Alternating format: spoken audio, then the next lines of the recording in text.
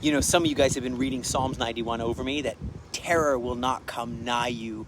It won't get you. And I feel that I've been really protected. And you know, where we do a lot of training exercises, shooting guns, all kinds of stuff in the Tsehelim base.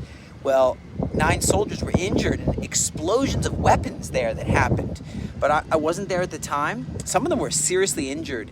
And I just want to give a little overview of all that's going on, all that's going down here. I mean, Hezbollah is, those missiles that they're shooting all over the north, they're burning the Galilee down. I mean, giant fires. You've seen the giant fires in Amiyad. The connection road, Road 85, closed from the Amiyad junction to the Kedar interchange. And there's really, it's impossible practically to get this fire out. And it's burning in Lebanon too. And here, their missiles are just creating what looks like Armageddon. I mean, just the amount of fire. At the same time, U.S. House of Representatives passed a sanction international criminal court officials bill. So they want to sanction some of these people. That's great news. These kangaroo court officials just making up a bunch of lies. So it's time to say there's repercussions for some of this stuff. Of course, ongoing rockets keep shooting us from Gaza. All the time we have sirens going off all the time. Tunnel infiltrations, hostility from Gaza. I tell you what, they're not giving up yet, but we are going to see this through, and we're going to end their ability to attack us from Hamas.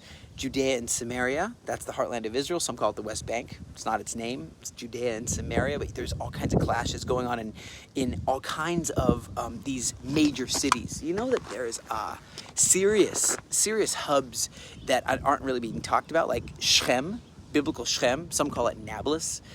Tulkarm, Jenin, Ramallah, Hebron, Kalkilia, even Bethlehem. It's becoming a hotbed of terror. Al-Birya, you know, different places like this where the Palestinian Authority is engaging in terror during this war. And so Hezbollah looks like, I mean, at any minute, it could be a full-on Lebanon War 3. And with this Shiite, powerful Shiite militia group with 150, 200,000 really high-level missiles that can really pose a significant threat against all of Israel.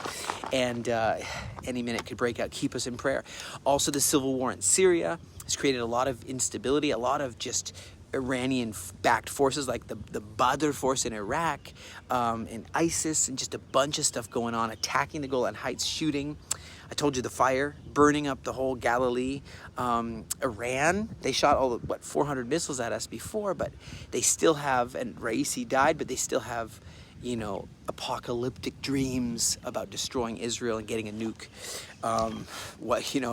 It's a 7-front war. Do you get this?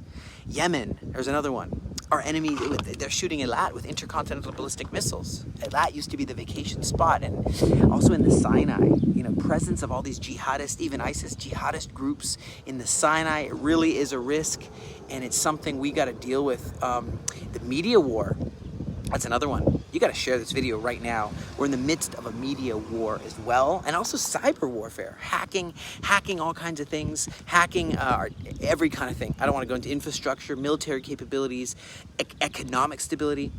It's a 7-front war. That's more than 7 fronts, but we are definitely at war against this octopus called Iran and its proxies all throughout. And you remember how they shot 400 missiles. Well, many people believe they're not done. And, you know, we may have to do some sort of preemptive strike. So the United States has pressured Netanyahu to resign and to let Hamas live, to ceasefire, end the war entirely, leave Hamas in power. That's what's going on that level too.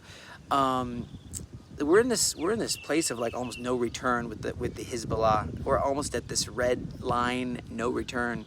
And at the same time, you have Turkey's Member of Parliament Hassan Bitmez, right? So he invoked Allah's curse on Israel and died of a heart attack right after that. Remember that? That was a big thing, but they didn't learn from that.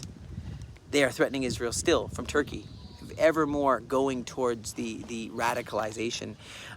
Spanish Deputy Prime Minister Yolanda Diaz called for the extermination of Jewish people in Spain. in Spain, Ireland, Norway, they voted for a Palestinian state. Erdogan, Turkey's leader, declared a global jihad against Israel by the Islamic world. These things are big. This is just a summary of what's going on. I'm giving you a summary here. Lebanese judge Nawaf Salam of the ICJ demanded Israel stop the war, and while Lebanon's bombing us, he's Lebanese. Do you see the irony? And so they started attacking us on October 8th. They've been attacking us for about 8 months. Okay, and he said, we got to, ICJ says demands Israel stop the war while we're under missiles and while they're burning the Galilee down. South Africa took Israel to the ICC, International Criminal Court, said they want to do it again. You see what I'm saying? This is some wild stuff. Brazil recalled its ambassador from Israel. That's just a step before declaring war, What about what's going on in Russia, China, even Brazil? What's going on? We really need to step into the prayer here and be serious about it. But I believe all this is leading up. There's the encouragement at the end that a great wave of Aliyah is going to begin, and I do believe that it's going to start happening from all over. We see that just the anti-Semitism is. The mayor of Jerusalem said it's like the 1930s, and he made a big speech. Moshe Lyon, he said, that he believes it's like pre-Holocaust levels around the world, and that means it's going to be a giant wave, and Jewish people are going to be resilient. We're going to stand together.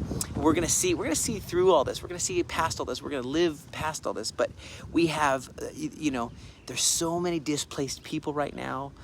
As the Aliyah Return Center, we're here to help them and to bring back the 125 hostages. That's what we're at work as Yahalom to do, along with all kinds of elite forces.